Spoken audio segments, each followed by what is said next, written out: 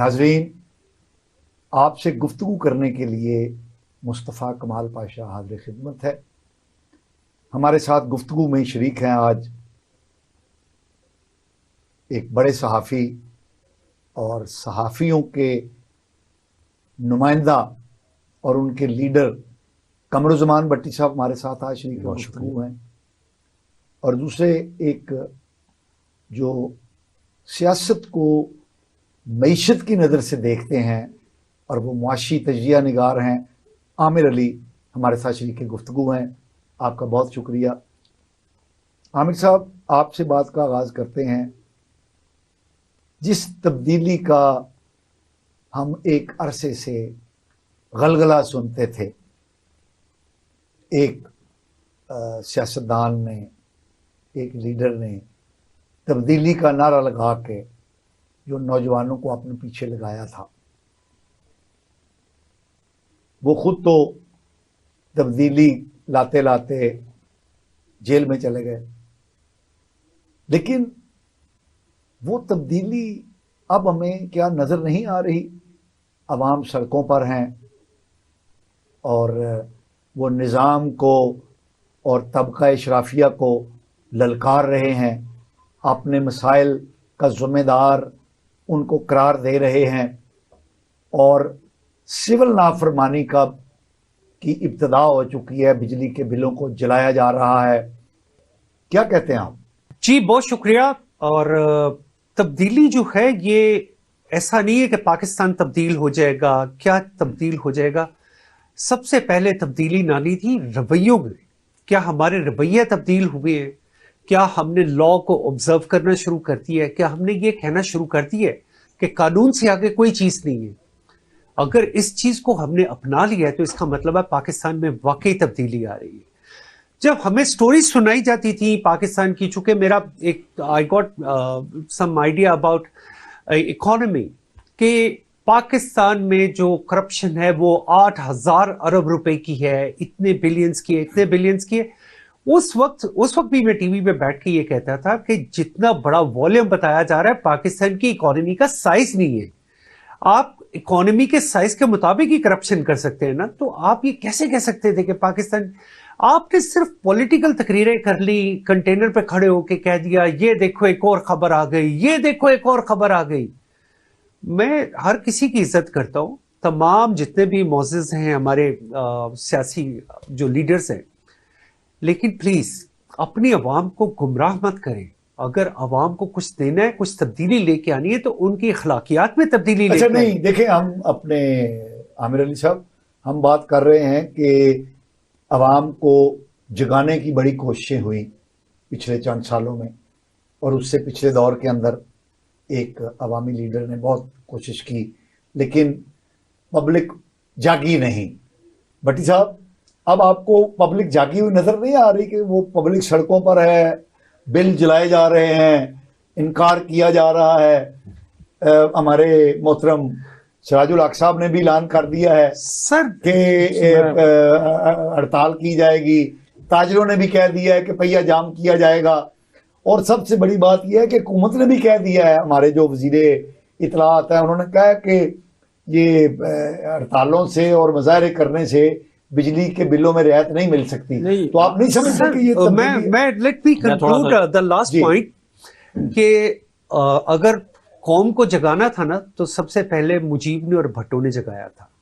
उसके बाद कोई उतना बड़ा लीडर ना बांग्लादेश के लिए कोई था, ना पाकिस्तान के लिए भुट्टो से बड़ा कोई लीडर था जिसने लोगों को अवामी शऊर दिया, सियासी शऊर दिया था। और ये बिजली के बिल जलाने से या इस तरह करने से आप एक ही चीज दे सकते हैं और उसे कहते हैं सिविल डिसोबीडियंस। इसका मतलब है ये जागना नहीं है, ये जागना नहीं है। जी भट्टी साहब, मैं काफी हद तक इस बात से इत्तेफाक करूंगा आमिर साहब से कि हम जगाते जगाते असल में हम ना लोगों के जो माशी मसाइल है, वो हैव नॉट की लड़ाई जो है उसको इस लेवल पे एक्सप्लॉइट कर देते हैं कि सिर्फ हमें अपनी शख्सियत को प्रमोट करना होता है। खान साहब ने जो काम किया है वो उन्होंने बुनियादी तौर पे काम ही यही किया है कि लोगों के अंदर ये एहसास तो जागृति करा दिया कि आपके पास ये जो पैसा नहीं है और आपकी मेहनत के एवज जो जितनी आप मेहनत करते हो उसके मुताबिक नहीं मिलता, या जितना आपका राइट है एक आम शहरी के तौर पे कि आप अपने बच्चों को स्कूल भेजें, आपकी हेल्थ के इश्यूज, बाकी इश्यूज, और वो अगर वहाँ पे एडजस्ट नहीं हो रहे, उसको कहीं पे एडजस्ट नहीं किया जा रहा, तो उसकी बुनियादी वजह ये सारे चोर, ये सारे डाकू। अच्छा, इसमें पॉलिटिक्स जो है वो कोई चोरी और डाकू का नाम नहीं है।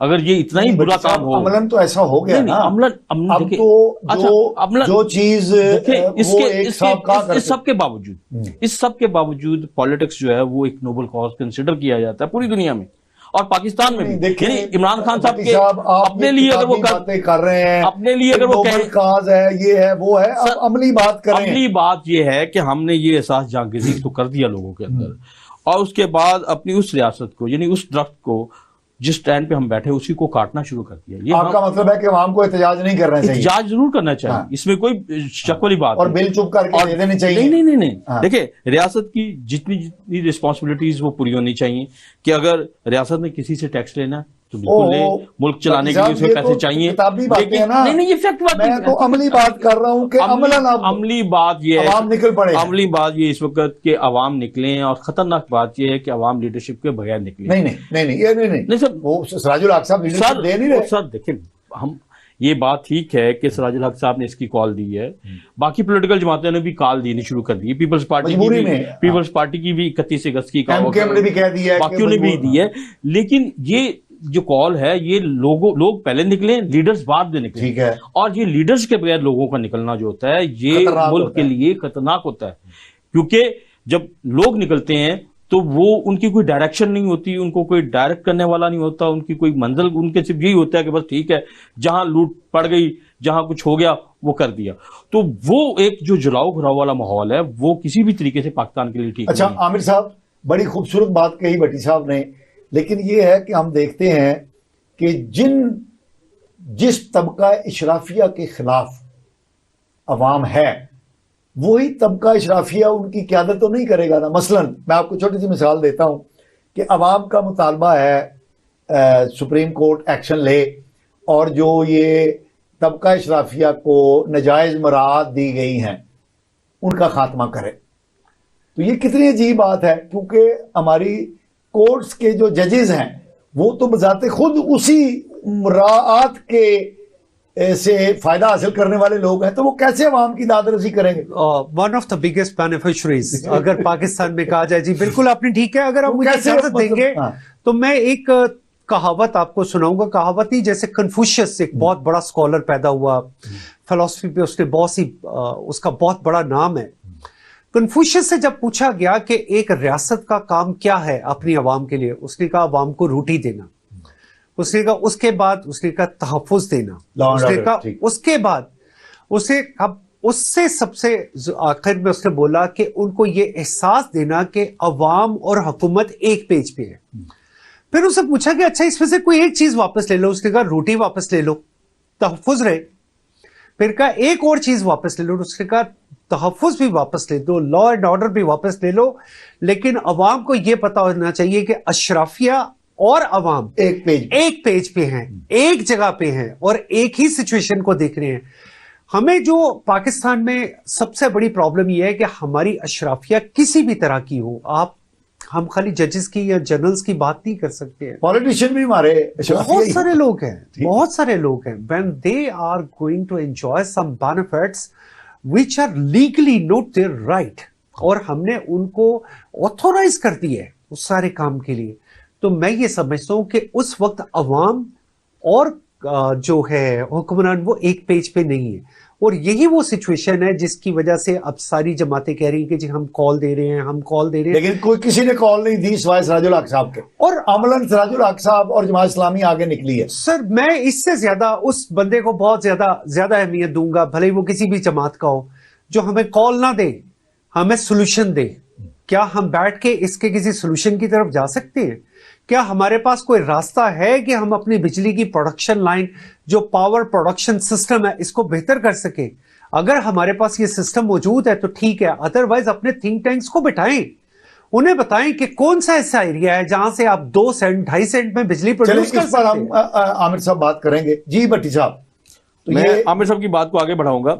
नहीं, सोल्यूशन की अभी नहीं बात हम नहीं करेंगे, सोल्यूशन की नहीं। चलें। अभी हम बात कर रहे हैं कि अवाम का एक ये भी मुतालबा है कि अदालत जो है हमारी इस पर नोटिस ले, लेकिन अनफॉर्चुनेटली अवाम का देखिए ये मुतालबा जो है ना, ये हक पर जानिब है, इसमें कोई शक वाली बात नहीं है। देखिए वो जज कैसे दे सकते हैं नहीं, solution? जज नहीं, वो तो खुद अब जो है ना, बेनिफिशियरी है आप यकीनन बहुत बुरे तरीके से फंसे हुए हैं, आप IMF के साथ एंगेज हैं, आपने आपकी ये जो इस वक्त निगरान सेटअप है, ये उन पॉलिसीज को टो करने का, उनको फॉलो करने का पाबंद है, क्योंकि कानूनन इनकी जो बहुत लिमिटेशन है निगरान सेटअप की, इसको ये बाउंड किया गया है कि ये किसी बुनियादी माशी पॉलिसी और बाकी पॉलिसियां जो उसके तसल्सल को डिस्टर्ब नहीं कर सकेंगे। अब ये कोई अगर रिलीफ भी देना चाहेंगे तो ये आप खुद नहीं कर पाएंगे, इसके लिए उनको दोबारा IMF के साथ किसी न किसी लेवल पे मीटिंग करनी होगी, बाकी चीजें करनी होगी। सो इसके हल के लिए जो है वो जरूरी है कि नहीं, एक मिनट, हाल पे हम बाद में चलेंगे। इसका मतलब ये है कि जो ये एक हम फंसे हुए सिविल डिसोबीडियंस की तहरीक चल रही है सर, जो जलाए जा रहे हैं बिल, और जो कॉल दी है ताजरों ने भी, सिराजुल हक साहब ने भी, कोई नतीजा नहीं निकलेगा। देखिए पहली बात तो ये कि मैं समझता हूँ कि थोड़ी देर के लिए ताजरों को आप साइड पे रखें। हमारे ताजर माशाल्लाह हर वो मौका जो एक्सप्लॉइट करने का ना, खूब तरीके से एक्सप्लॉइट करते हैं, और जब कभी ईदैन आती हैं, जब कभी कोई मौके आते हैं, त्यौहार आते हैं, तो वो खूब तरीके से लोगों की सारी जो भी जमा पूंजी होती है ना उसको लूट लेते हैं। तो वो तो माशाल्लाह इस वक्त बिजली के बिलों के ऊपर भी ना इसे बिजली जलाने के लिए तैयार बैठे होंगे कि उनके बिल जो हैं, बेशक उनकी दुकानों पे 24-24 घंटे जो है ऐसे ही चलते रहे, उनके बिल बड़े लिमिटेड आए। तो वो तो माशाल्लाह उन्होंने तो पाकिस्तान के अवाम का खून निचोड़ने में, कभी उस तबके में मैं उनको शुमार करता हूं जिस तबके ने अवाम के खून को निचोड़ा है, ताजर भी उसी में है, उसमें शामिल है। क्योंकि ना अच्छे टैक्स पेयर है, ना अच्छे अवाम के लिए कोई रिलीफ देते हैं। दुनिया भर में त्यौहार होते हैं तो वहां के ताजर जो है वो बड़ी बड़ी अच्छी अच्छी सेलें लगा देते हैं, बड़े अच्छे, यहाँ पे सेलें भी 2 नंबर लगती हैं। तो ये मैं इसका मतलब यह है कि कोई मामला सुधरने वाला है, ऐसे नहीं कि नहीं सुधरने वाला।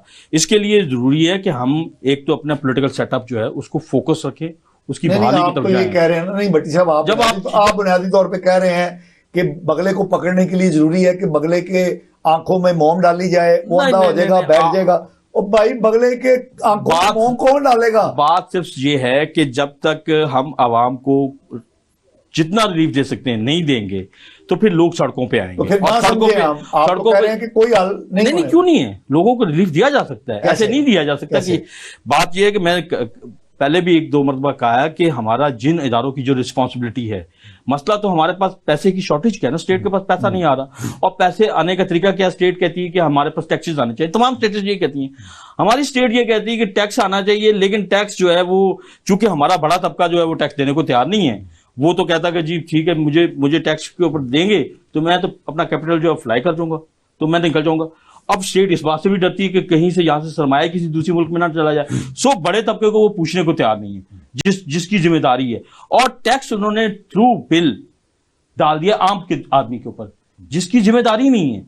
जो 200 यूनिट बिजली यूज कर रहा है या 300 यूनिट बिजली यूज कर रहा है, वो उस तबके में किसी तरीके से नहीं आता कि उसके ऊपर टैक्स का बोझ डाला जाए, उसके ऊपर आप वो बोझ डाल दे जिसकी वो जिम्मेदारी ही नहीं है। तो फिर क्या होगा? फिर जाहिर लोगों की चीखें निकलेंगी, लोग घबराएंगे। अगर आप उनको उस टैक्सेस से निजात दिला दें और टैक्स आप डायरेक्टली उन लोगों को बढ़ा लें जिनकी रिस्पॉन्सिबिलिटी है, जिसमें मैं पहले कह रहा हूं कि आपका ताजिर तबका, आपका सनतकार तबका, आपका बड़े बड़े जो लोग हैं, जो इंडस्ट्रियलिस्ट हैं, जिनकी जमीनें हैं, जिनका सब कुछ है, उनके ऊपर अगर आप टैक्स का बोझ डालें और उसको बेशक मरलावार डालें, जरूरी नहीं कि आज फौरी तौर पर डाल दिया जाए।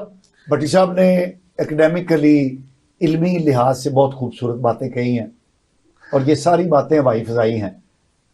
अमलन वो कैसे वाला खूबसूरत बातें हैं। हालत ये है कि इस अवाम मुतमईन तभी होगी। अवाम को अगर आप मुतमईन करना चाहते हैं ना, तो आपको इस लेवल पे आना पड़ेगा। मैंने जैसे पहले कहा कि अवाम मांग रही है जजों से, हाँ तो दें। मेरी अर्ज सुन लीजिए, क्यों नहीं देना? जजों से वो मांग रही है कि जनाब सोए मोटर लो, एक्शन लो, हालांकि जज खुद उस निजाम के बेनिफिशरी है। वो कैसे आपको? दूसरी तरफ इन्हीं ताजरों के, इन्हीं सनतकारों के जो नुमाइंदे हैं वो इक्तदार में चिमटे हुए हैं, पॉलिसी साजी पर चिमटे हुए हैं, तो वो क्या अपने खिलाफ ही पॉलिसी बनाएंगे? पाशा साहब आपको बताऊं, शिकागो मतलब नामुमकिन बात है। शिकागो में जब इनकलाब आया ना, उस वक्त भी यही माहौल था। वहां का जो मिलोनर था, सनतकार था, वो इतना जालिम और जाबर हो चुका था कि वो वहां के लोगों के ऊपर जबरदस्ती काम भी लेता था 18-18 घंटे, और उनको प्रॉपर पेमेंट भी नहीं देते थे, ना रेस्ट ना बाकी चीजें। और फिर उस जालमाना सिस्टम के खिलाफ वहां के लोग जब खड़े हुए, तो फिर वही लोग जिसकी अभी जो आप कह रहे हैं बेनिफिशियरी, वो भी उस वक्त के बेनिफिशियरी थे, वो खुद उन्होंने कहा कि नहीं बाबा, हमारी मिलों को ना जलाएं, हमारे सरमाए की तरफ ना आए, ये आपको हम 8 घंटे टाइम दे रहे हैं, ये हम आपके बच्चों को एजुकेशन दे रहे हैं, ये हम आपको सेहत दे रहे हैं, ये हम आपको ये दे रहे हैं। ये लोग खड़े होते हैं, और अभी जो लोग खड़े हो रहे हैं, इसको हम किसी हवाले से थोड़ा सा नेगेटिव पॉइंट ऑफ व्यू से भी ले रहे हैं, लेकिन ये जरूरी है, लोगों का बाहर निकलना भी जरूरी है, और लोगों की आवाज को जितना ज्यादा इक्तदार के ऐवानों तक या सुप्रीम कोर्ट तक पहुंचाया जाएगा, उतना ही ज्यादा। अब देखें ना, निगरान वजीर आजम 2 मीटिंग्स कर चुके हैं, थरथली मची हुई है। क्यों मची हुई है? अवाम निकले, और उन्हें पता है कि अगर इस वक्त हमने अवाम को इस मसले का सोल्यूशन ना दिया, तो फिर बहुत सारी चीजें जो है मामलात में एक बाकायदा थरथली होगी। साहब ने तो बड़ी इनकलाबी बातें कर दी हैं। सर, मैं चूंकि हमेशा कहता हूं माजी से सबक सीखना चाहिए, और किसी भी एक्सपीरियंस से। आप तिजारत ताजरों की बात करते हैं, तो मैं रिमाइंड यू के ईस्ट इंडिया कंपनी जो है वो एक ट्रेडिंग कंपनी थी, जिसने आके ना सिर्फ हिंदुस्तान पे बल्कि बहुत सारे मुल्कों पे हुकूमत की। तो आप कभी भी ताजरों को ये नहीं कह सकते कि ताजर एक सही डायरेक्शन पे नहीं जा रहे हैं। मुझे पूरी ओपिनियन देने दीजिएगा। जी जरूर। जब नेपोलियन ने लंदन में गया और उसने लंदन को जाके देखा, जब उसने फतह किया, तो उसने कहा कि it is a city of the merchants. इस चीज को हम ले तो इसका मतलब है कि ताजर मुल्क की हमेशा तिजारत की रीढ़ की हड्डी होते हैं, मैशत के लिए। अब इसी चीज को मैं दूसरी साइड पे डाइवर्ट करता हूं कि पूरे पाकिस्तान में इस वक्त मेरा जहां तक ख्याल है 2.5-3 करोड़ लोगों को पासपोर्ट इशू हो चुके हैं। अगर 2.5-3 करोड़ लोगों को पासपोर्ट इशू हुए हैं, तो उसमें से कम 1.5 करोड़ वो हैं जिनके पासपोर्ट पे लिखा हुआ है बिजनेसमैन।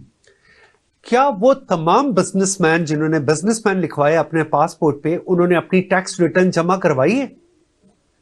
अगर उन्होंने ये टैक्स रिटर्न जमा करवाई है, तो उनके पासपोर्ट वैलिड होने चाहिए। अगर उन्होंने टैक्स रिटर्न जमा नहीं करवाई, तो उनके पासपोर्ट कैंसिल कर देने चाहिए। Cancel, I am using this word. Number 2, जो टैक्स पेयर है, मैं आपको बड़े दावे से कह सकता हूं, because I belongs to a business family.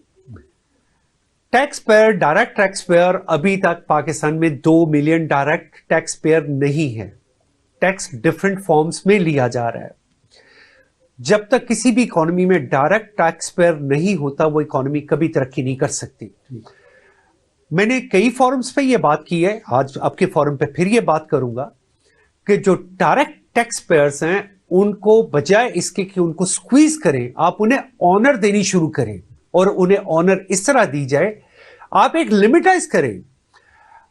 For example, Hong Kong में अगर एक 5 lakh Hong Kong dollar, this mean $60,000, कि अगर एक $60,000 देने वाला बंदा उस टाइम ही इज फेसिंग सम प्रॉब्लम जिसका के डायरेक्टली और इनडायरेक्टली गवर्नमेंट से ताल्लुक है, वो उसको ले सकता है, वो उसको भेज सकता है एक लेटर गवर्नर को, हांगकांग के गवर्नर को, और हांगकांग का गवर्नर उसको खुद एड्रेस करेगा, उसको सुनेगा, उसकी प्रॉब्लम को सॉल्व करेगा। क्या हमने पाकिस्तान में ऐसे काम करने की कोशिश की है? क्या मैं इसको कंटिन्यू करूंगा। बातचीत नाज़रीन, आप आमिर अली साहब की और कमरुज़्ज़मान भट्टी साहब की गुफ्तगू सुन रहे हैं। ये गुफ्तगू जारी रहेगी। हम एक शॉर्ट ब्रेक पर जा रहे हैं, हमारे साथ रहिएगा।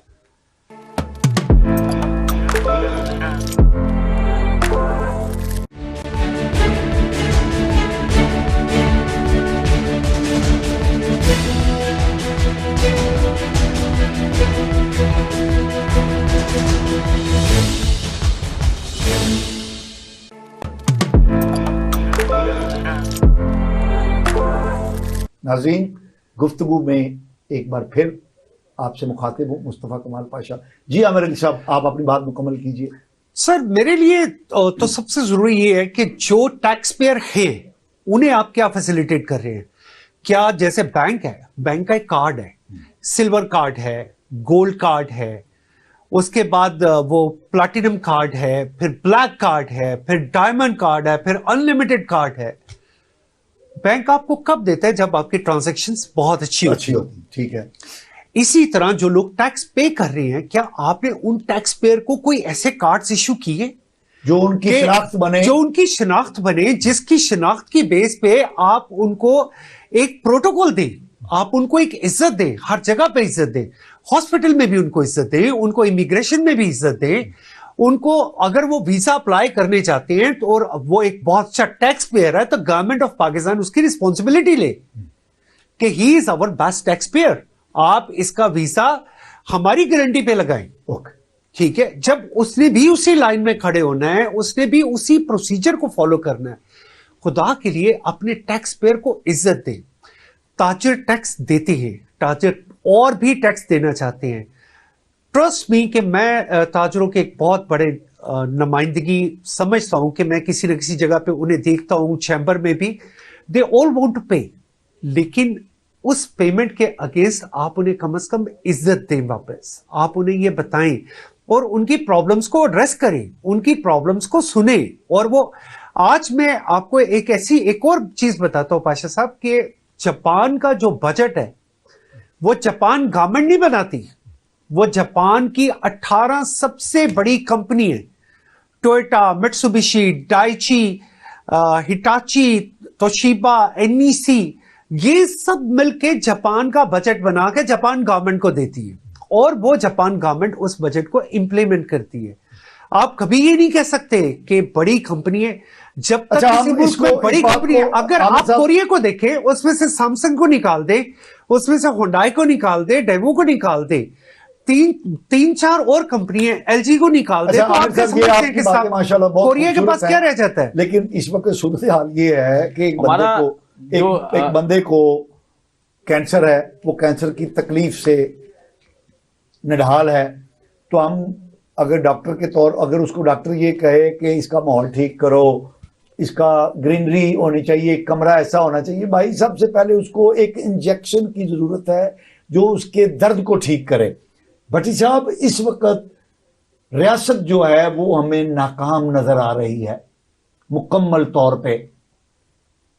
हमने जो उसका हल तलाश करना है, आमिर साहब ने बहुत खूबसूरत बातें कही हैं, बहुत अच्छी बातें बताई हैं, जापान की, कोरिया की, टोयोटा की, मित्सुबिशी की मिसालें दी हैं, बिल्कुल ठीक है, कौमों ने ऐसे ही तरक्की की है। आपने शिकागो के मजदूरों की बात की, इनकलाब फ्रांस की बात की, सब ठीक है, लेकिन हम अगर अपने मुल्क के हालात देखते हैं तो उसमें ये चीजें फिट नहीं बैठती। लेकिन सबसे पहली बात तो मैं आपको बताऊं कि जिस तरीके से इन्होंने बहुत हमारे ताजरों के लिए पता नहीं क्या क्या सोच लिया इन्होंने कि इतनी सहूलतें मिलनी चाहिए, इतनी सहूलतें मुयस्सर हैं हमारे ताजरों को, हमारे सनतकारों को, हमारी इस क्लास को। इसी वजह से तो एक आम क्लास, निचली क्लास के बंदों के अंदर ये एहसास कमतरी पैदा हो गया कि ये सारी मुराद, सारी चीजें इन्हीं की तरफ जा रही हैं। अच्छा, और सारा बोझ हमारे ऊपर आ रहा है। हमारा ये मौजू नहीं है ना, हम एक मिनट, मैं थोड़ा नहीं छोड़े, मैं अवाम की तकलीफ की बात कर रहा हूं। आगे हम बढ़ते हैं, हम अवाम की तकलीफ की बात करते हैं। ताजर भी हड़ताल पे जा रहे हैं, शटर डाउन हड़ताल कर रहे हैं, अवाम को भी कॉल दी है सिराजुल हक साहब ने। इस पर आप बताएं कि कोई आपको तब्दीली? नहीं, तब्दीली तो होगी। अच्छा, उस पर हम बात मैं पहली बात जिस तरीके से आपने कहा कि पाकिस्तान एक फेलियर स्टेट की तरफ बढ़ रहा है, ये पहले दिन से पाकिस्तान को फेलियर स्टेट करने की कोशिश की जा रही है और उसमें खासी कामयाबी नजर आ रही है, इसमें कोई शक वाली बात नहीं। ठीक है, दुनिया की स्टैब्लिशमेंट हो सकती है, इंडिया हो सकता है, और बहुत सारा हम गाय बगाए कुछ ना कुछ तो जिहाद बयान करते रहते हैं, लेकिन इसमें कुछ रोल हमारा अपना भी है कि मतलब हमने भी तो दुनिया को ये साबित करना है कि नहीं, हम कोई एक नाकाम मुल्क के तौर पे वजूद में नहीं आए थे। फिफ्थ जनरेशन वॉर की बात की गई थी 10-12 साल पहले, तो मुझे तो ऐसे लग रहा है कि फिफ्थ जनरेशन वॉर की ये कामयाबी है कि हर इदारा पाकिस्तान का एक दूसरे के साथ गुत्थम गुत्था है।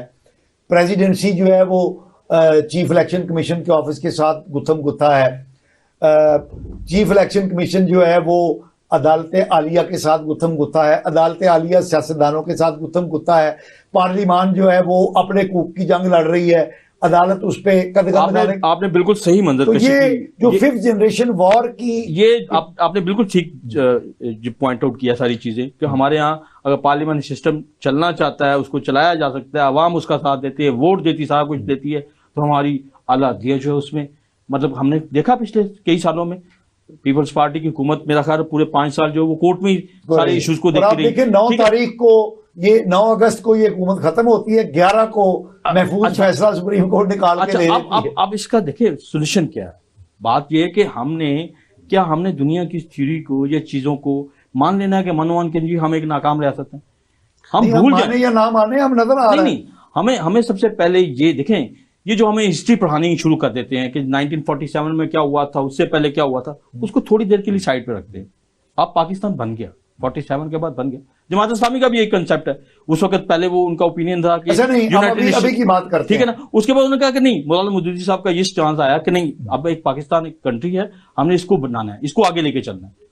तो इस सोच को थोड़ा सा आगे लेके जाने की जरूरत है कि एक मुल्क बन गया है, दुनिया के नक्शे के ऊपर उसका एक वजूद है, उसको स्ट्रेंथन करने के लिए आपने कौम के तौर पर आगे बढ़ना है। हम आगे बढ़ते हैं। क्या आप समझते हैं कि मौजूदा सूरत हाल जो आ गई है, अवाम सड़कों पे निकल आए हैं, अवाम पर जो टैक्सों का बोझ है, अवाम की जो मुश्किलात हैं, उन्होंने उनको मजबूर कर दिया है कि वो डिसओबीडियंस, सिविल डिसओबीडियंस की तरफ चले जाएं, बिलों को जलाना शुरू कर दें। और मेरा सवाल ये है कि क्या हमारे यहाँ पॉलिटिकल विल पाई जाती है कि इस निज़ाम को तब्दील किया जाए? असल सवाल ये है। जी, थैंक यू वेरी मच। बिल्कुल, बहुत बहुत अच्छी बात है। इकोनॉमी एक वो चैप्टर होता है जिसमें पॉलिटिकल पोलराइजेशन नहीं होती। उसके लिए मैं आपको 2 मिसालें अपने एरिया की दे देता हूं। खालदा ज़िया के प्रोग्राम को हसीना वाजिद ने कंटिन्यू किया, मनमोहन सिंह के प्रोग्राम को ये जो मोदी है इन्होंने कंटिन्यू किया, क्योंकि ये चीजें कौम के लिए, जब कौमों की आवाज होती है तो वो जाती विल पे नहीं होती, उसके लिए एक पॉलिटिकल कंसेंसस होता है। आपको ये सोचना पड़ता है कि ये काम करके हमने 3.5 साल बाद वोट लेने के लिए 4 साल बाद नहीं निकलना, हमने वो काम करना है जिससे पाकिस्तान को, मईशत को लंबे अरसे के लिए फायदा हो। लेकिन मैं इस चीज को एक और साइड पे ले जाना चाहूंगा, क्योंकि मेरी फील्ड है जिस पे मैं बात करना चाहता हूं। आप इन सब चीजों को छोड़ दें। अभी जो रिसेंटली गवर्नमेंट ने एक इनिशिएटिव लिया जो आर्मी की तरफ से एक शेडो है, शेडो ये है कि वो कहते हैं हम सिर्फ ट्रेन कर रहे हैं, लोगों को समझ ही नहीं आ रही, वो समझ रहे पता नहीं 2-2.5 लाख एकड़ जमीन जो आर्मी ने ले ली है, और वो स्पेशल इन्वेस्टमेंट इनिशिएटिव फैसिलिटेशन जो काउंटर है उसके अम्ब्रेला के अंडर आके पाकिस्तान का बजट डेफिसिट है कितना। सबसे पहला क्वेश्चन ये है, $8 अरब, $10 अरब, और उसमें से सिर्फ एक प्रोडक्ट आपकी ऐसी है, आपका एडिबल ऑयल जो खाने वाला तेल है, आप सालाना $12 अरब का तेल इंपोर्ट कर रहे हैं, जिसके लिए गवर्नमेंट का ये टारगेट है कि विद इन कमिंग 2 इयर्स हम इस प्रोग्राम को लॉन्च करते हुए इस $12 अरब को सेव करेंगे। This is your first step. आपने देखिए, बीमारी ये ठीक है कि फौरी तौर पे हमें एक पेन किलर चाहिए, लेकिन हमें एक लंबी प्लानिंग भी चाहिए। अगर आप सिर्फ इसी को, इतनी से कोई डेफिसिट को आप कट कर लेते हैं तो आपका बजट बैलेंस होना शुरू हो जाता है, और बजट प्लस में उस वक्त जाना शुरू होता है जब आपकी इनकमिंग बढ़ती है। मैं ये समझता हूं, ऑल्दो ये प्लेटफॉर्म शायद ऐसा है या नहीं है, लेकिन गवर्नमेंट जो फॉरेन रेमिटेंस आती है, उस फॉरेन रेमिटर को ये ना कहे कि आप हमसे ऑफिशियल रेट पे पैसे लें।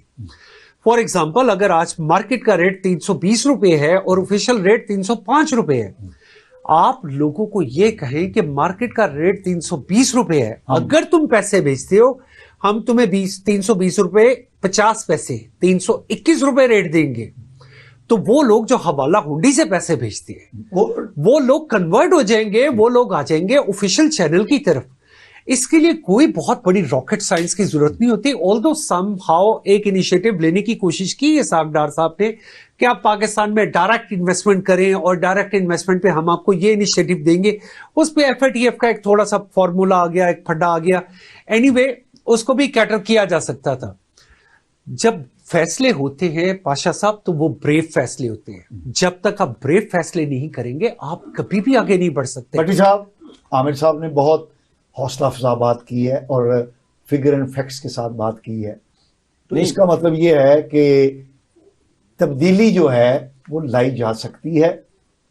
अवाम भी सड़कों पे निकले हैं, ये एक तब्दीली की इब्तिदा है, क्योंकि हमारे अवाम बेचारे पिस पिस के बर्दाश्त कर करके वो बच्चा रोएगा नहीं तो सर- माँ दूध नहीं देगी। सर मैं इस अच्छा। बात को एक और तरीके से, बड़ी साहब आप मुझे इजाजत दीजिए। जी।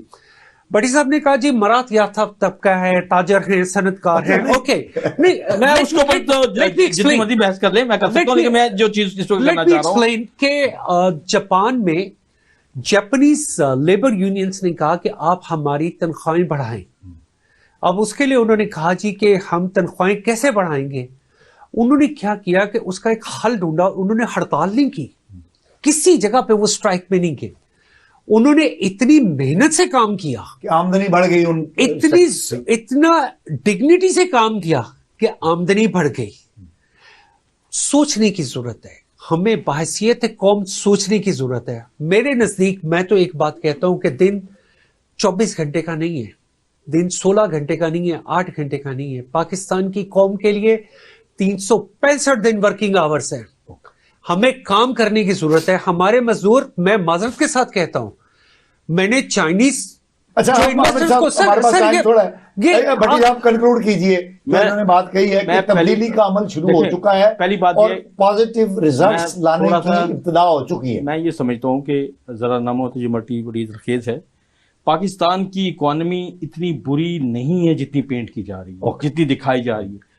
पाकिस्तान का एग्रीकल्चर सेक्टर इतना रिच है, इसके अंदर इतनी कैपेसिटी है, जिसको बार बार हमारा एक तबका जो है वो बार बार काश्तकारों के ऊपर हमलावर हो जाता है कि जनाब इनके ऊपर टैक्सेस की भरमार क्यों नहीं है। पता नहीं क्या कुछ निकालना चाह रहे। जिस तबके ने, जिस शोबे ने आपको हर उस बहरान के दौर में, जब चाहे आपने एटमी धमाके किए हों, चाहे कुछ सपोर्ट किया हो, किया है, आपको खड़ा किया है। ठीक है, आपको दुनिया अगर आपको तन्हाई की तरफ लेके जा रही थी तो आपके मुल्क को चलाया। ठीक है। हमें अपने इन शोबों की तरफ तवज्जो देनी होगी, हमें अपने काश्तकार को रिलीफ देना होगा, उनके लिए कुछ चीजें देनी होंगी। जैसे अब काश्तकार क्या कर रहा है, मैं आपको बता दूं, आप परेशान हो जाए। अपने पांव पे खुद खड़ा हो रहा है। बिजली जो है उसको ट्यूबवेल पे आपने जितनी मरतबा कमिटमेंट दी आपने कभी पूरी नहीं की। वो सोलर पे खुद शिफ्ट हुआ है। अभी सैलाब की वजह से उनके बेचारों के सोलर जो है उन्होंने उखाड़ने पे भी मजबूर हुए, सारा कुछ हुआ। लेकिन इस वक्त आप साउथ पंजाब में चले जाएं, आपको बेशतर इलाकों में छोटे बड़े जिम्मेदारों ने अपने ट्यूबवेल, छोटी छोटी पबियां जो है वो सोलर पे लगाई हैं और अपनी तो पानी की अपनी मदद जरूरत आपके पूरी तहत कर तो रहे काम कर रहे हैं। हैं। अच्छा भट्टी साहब, हम आगे तो- बढ़ते हैं, शॉर्ट चाहिए। पाकिस्तान में लास्टली इनका मैं ग्वादर हमारे यहाँ इतनी बड़ी एक ऐसी चीज है, चीप है, अल्लाह की एक ऐसी तरफ से चीज हमें मिली है। है जिसके ऊपर हम बहुत कुछ कर सकते हैं। हमें थोड़ी सी पॉलिसीज में देखें, सऊदी अरब ने अपनी पॉलिसीज चेंज की, यू टर्न लिया, बल्कि यू से भी कोई अगला कह ले, राउंड टर्न उन्होंने पूरा लिया। तो क्या हम नहीं ले सकते? हम एक आगे हम बढ़ते हैं सर, भट्टी साहब। नहीं सर, एक मिनट, conclude आखिरी पॉइंट, टाइम थोड़ा है। पाकिस्तान की जो पॉलिटिक्स है वो आज जैसे इमरान खान साहब का वो सजा मुअत्तल हो गई है, तो इस हवाले से क्या देखते हैं आप? देखें, हम बात तब्दीली खान साहब की जो सजा के बारे में मैं पहले ही कह रहा था कि चूंकि ट्रायल कोर्ट में एक जस्टिफिकेशन उनकी थी कि चूंकि हमें ट्रायल कोर्ट में मौका नहीं मिला, हमें वहीं पेश नहीं हुई, लिहाजा इस केस को सुना जाए। और आज वही हुआ है कि उसके मुताबिक उन्होंने इसकी सजा जो है मुअत्तल की है। लेकिन इस सजा की मुअत्तली का ये मतलब नहीं है कि इमरान खान साहब को बिल्कुल उन्होंने मुक्त कर दिया, रिलीज हो गए, वो नहीं, क्योंकि उनके ऊपर केसेस हैं। उनके ऊपर साइफर का केस भी, उनके ऊपर अलकादर ट्रस्ट का केस भी, उनके ऊपर फॉरेन फंडिंग का केस भी। केस तो बुनियादी तौर पर 3-4 ही थे, foreign funding case, Al-Qadir trust, Toshakhana. उसके बाद फिर वो अपनी गिरफ्तारी को, रेड लाइन और बाकी कुछ करते करते वो तकरीबन 250 के ऊपर चले गए। लेकिन कहने का मकसद ये है कि 200 मुकदमात में अब प्रॉब्लम ये है कि हमारे यहाँ एक जो भी पॉलिटिकल सेटअप चल रहा है, ये पिछले कई सालों से ये चल रहा है कि भुट्टो साहब के एक्सपीरियंस के बाद या मुजीबुर रहमान के एक्सपीरियंस के बाद हमारी स्टैब्लिशमेंट ने एक ये रूल रास्ता निकाला है कि जो पॉलिटिशियंस हैं उनको पर जितनी भी सख्ती की जाए, कहीं ना कहीं उनके लिए रास्ता निकाला जाए, कहीं ना कहीं उनके लिए एनआरओ किया जाए। एक एनआरओ बीवी साहबा के साथ भी हो, एक एनआरओ नवाज शरीफ के साथ भी हो, एक एनआरओ इमरान खान साहब के लिए भी तैयार है। ये क्या कह रहे हैं भट्टी साहब आप? जी बिल्कुल उनके लिए तैयार है। लेकिन प्रॉब्लम यह है कि उनकी पार्टी के अंदर कुछ इस तरह की कंफ्यूजन है। उन्होंने एक ऐसी लाइन ड्रॉ कर ली चाहती है कि अंदर ही रहे इमरान खान साहब ने जो एक रेड लाइन ड्रॉ की, एक जो तहरीक हुर्रियत के वो लीडर बने अपनी स्टेट के खिलाफ। देखिए, पाकिस्तान एक मुल्क है और ये हम सबका मुल्क है, चाहे वो खान साहब के हामियों का है, चाहे वो नून लीग के हामियों का है, चाहे वो पीपल्स पार्टी के हामियों का, एज ए स्टेट सिटीजन हम सब इस पाकिस्तान के शहर की। लेकिन उन्होंने जो लाइन ड्रॉ की और जिसमें वो रेड लाइन बन गए, उसके बाद ये सारी सूरत आई, उससे पाकिस्तान जो है वो वहां स्टेक चला गया। ओके, ठीक है ना। अब उससे निकलने के लिए खान साहब को जरूर अपनी पॉलिसी के ऊपर रिविजिट करना चाहिए, और वो 9 मई का जो सान्या हुआ जिससे उससे उनकी पूरी पार्टी जो इमरान खान साहब आपके ख्याल में उनको एहसास है कि आई थिंक उनकी पार्टी के अंदर ये चीजें चल रही हैं। शाह महमूद कुरैशी साहब भी किसी हद तक ये चीज, चौधरी परवेज इलाही साहब भी ये चीज बार बार इमरान खान साहब को करते रहे। अब चूंकि रास्ता बहरहाल अब इस्टेब्लिशमेंट ने देना है, ये नहीं है कि सारी जिम्मेदारी हम इमरान खान साहब के ऊपर डालें, उन्होंने भी उनके लिए कोई ना कोई रास्ता ऐसा निकालना है। ये रास्ता निकल आया जी। इन्होंने भट्टी साहब ने बड़ी माशाल्लाह, भट्टी साहब ने जी एनालिसिस अपने दिए। मुझे ये नहीं पता कि उन पे केसेस क्या हैं क्या नहीं है। Can be a lot of cases, 180 है, 175 है, this is not the point. मेरे नजदीक एक पॉइंट है कि अगर वो घड़ी दुबई में बिकी, जितने की बिकी, 100 रुपए की बिकी, 1 करोड़ रुपए की बिकी, वो पेमेंट पाकिस्तान में किस चैनल से ट्रांसफर हुई? Is it that is called money laundering? इसी को कहा जाता था मनी लॉन्ड्रिंग। अगर वो पेमेंट पाकिस्तान आई है, किस चैनल से आई है, और अगर आई है तो क्या वो डिक्लेयर्ड थी? मेरा सबसे जरूरी क्वेश्चन ये है, कोई घड़ी किसी ने पाकिस्तान में किसी को नहीं बेची, ये घड़ी बिकी ही दुबई है। और अगर किसी ने भी, वो किसी गोगी ने बेची है, वो गोगे ने बेची है, वो किसी ने भी बेची है, वो पेमेंट पाकिस्तान कैसे आई? ये मेरा हमेशा की तरह एक क्वेश्चन है। मेरा सवाल ये है, इसमें असल में पता क्या बात है, हम जितना भी किसी को ब्लेम दें, इसे इमाम में सब नंगे हैं, ये बात समझने की कोशिश तो ये जो एनआरओ आता है ना, क्योंकि सब नंगे हैं तो फिर सब नहीं, यही गलत बात है ना। खान साहब ने जो गलत बात की वो क्या की, वो चोर और डाकू। अच्छा नहीं, हम अच्छा टाइम थोड़ा है, जिन जिनको उन्होंने चोर डाकू का, उन्होंने कहा इनको माफी नहीं होनी चाहिए। सर मेरा लास्ट प्रॉब्लम ये है कि लोग पाकिस्तान को इस क्राइसिस से निकलना है, इस क्राइसिस से निकलना है, इस सियासी बहरान से निकलना है, इस माशी बहरान से निकलना है, तो हमें एक दूसरे के साथ जो है ना निकालना चाहिए। बात यह कि 9 मई का वाकया हुआ, 9 मई के वाकये के बाद ये कहा गया कि ये वाकया एजेंसियों ने किया, फलां ने किया। पूरी एक लॉन्ग स्पीच हुई, एक डिबेट हुई कि पता नहीं है जी, इमरान खान तो कहते मैंने नहीं किया।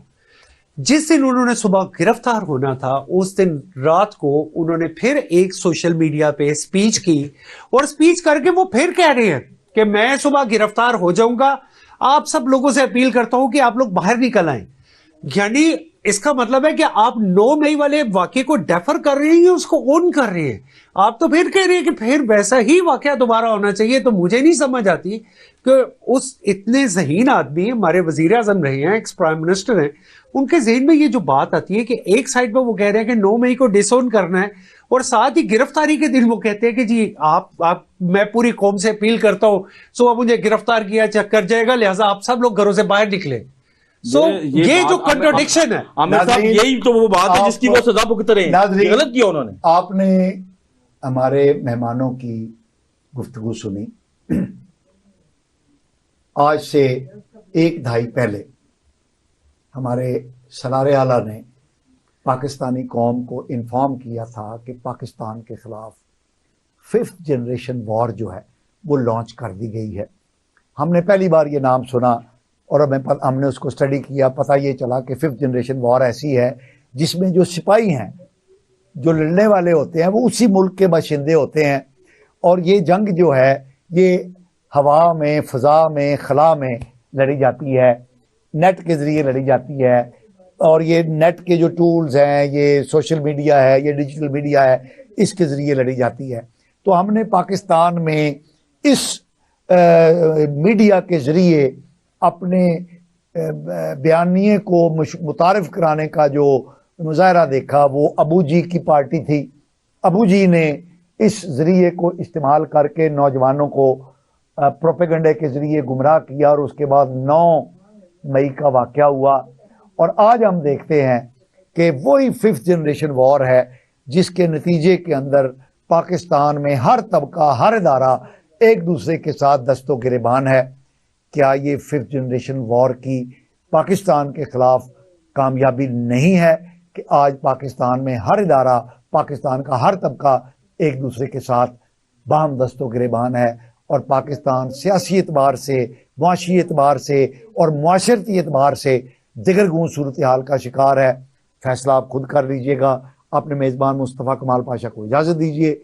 अल्लाह ने के बाद।